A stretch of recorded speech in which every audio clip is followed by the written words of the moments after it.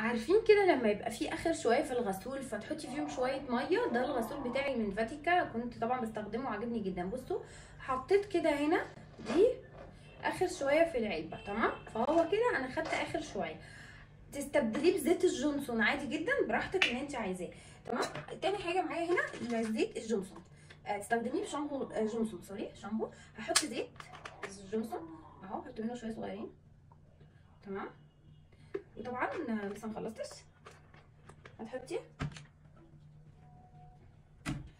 دي الميه المغليه او الميه المكتره براحتك اهو، او ميه ورد طبعا اهو. تحطي كده، ده اقوى مزيل ميك اب ممكن تعمليه بجد، هيعجبك جدا، تمام. عملتي كل ده. كمان شويه صغيرين من الجريسلين، عندك مش عندك خلاص مش لازم يعني، بس هو الجريسلين حلو جدا بيلطف وبينعم. كمان دي بقى تركه فظيعه جدا، زي جوز الهند اهو. بجد مش هتحتاجي تشتري ريموفر ميك اب تاني خالص، لاني هو حلو قوي. طبعا زيت الجوز الهند عشان ده اصلي فبيتجمد، لكن انت تقدري تستعمليه بايه؟ بان انت تحطيه في حمام ميه دافيه، تمام. انا هاخد منه بس شويه، اوبا. حطوا لك يا جماعه، الازازه خلصت، تمام. هتقلبي بقى المكونات القمر دي كلها كده باي حاجه عندك. انا هقلب بظهر الفرشه اهو. عايزه اقول لكم ريحته تحفه كده، زي ما احنا متفقين. عملنا ايه؟ عملنا المكونات بتاعتنا. ده القطن بتاعنا اللي هنشيل بيه الميك اب، تمام. هنبدا نفرده شويه بشويه يعني. بصوا كده اهو، هنحطه ونغطس. طبعا ايدي نضيفه اهو، بصوا اهو. خلصتي بقى الكميه بتاعتك كلها. عندك علبه اكبر اعمليها، بس انا بحب اعمله كده كل شويه اهو. حطي كده. طبعا هيشربوا كده شويه، تزودي ايه شويه ميه صغيرين اهو اهو. بصوا بجد روعه.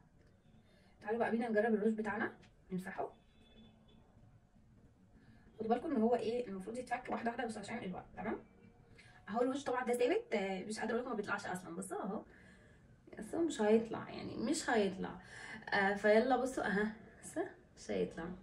فيلا بقى نجرب ايه المكونات التحفه دي، نشوف. بصوا لأول مرة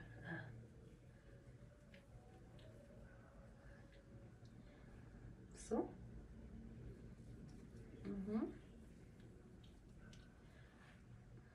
بجد روعة، حلو جدا، مكوناته طبيعية قوي. ميك اب ريموفر بأسهل حاجة ممكن تعمليها. خلصت. التفاعل واعي يا جماعة جدا. حطوا لايك وتابعوني لو مش متابعين عشان تشوفوا كل فيديوهاتي ووصفاتي الجديدة. بس كده بجد حلو جدا، ريحته فظيعة. سلام.